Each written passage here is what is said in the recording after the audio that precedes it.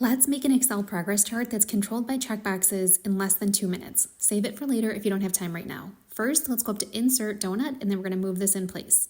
We have nothing, so we need to select Data, go to Add, and the first section here is going to be the project name, and then the second, I'm going to type in (1) 10 times because I want 10 sections in this chart. You could do as many as you see fit.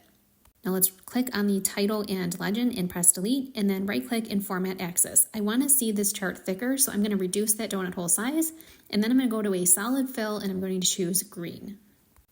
Next, let's right click on this and select data again. So we need to add in our complete and remaining for the first section, and then for the second, we're going to select the 30 and the 70 and hit OK. Now this is looking really weird, so let's right click and change the series chart type and make sure that remaining is secondary. So now we can click on this, right click, and we're going to change the fill here. We want to do no fill, and then on the left portion or the not completed, the remaining is going to be white, and we need to change the transparency so it's a very light green. Now you'll notice the dark green went back to orange, so let's go back to no fill and close that out.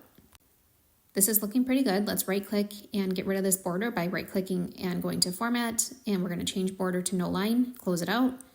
And then when we go back up here to the top, this is where you can find your text box. So we're going to insert a text box, just draw it in, go up to your formula bar, type equals, and select the complete so that that's dynamic and it updates as you check off boxes.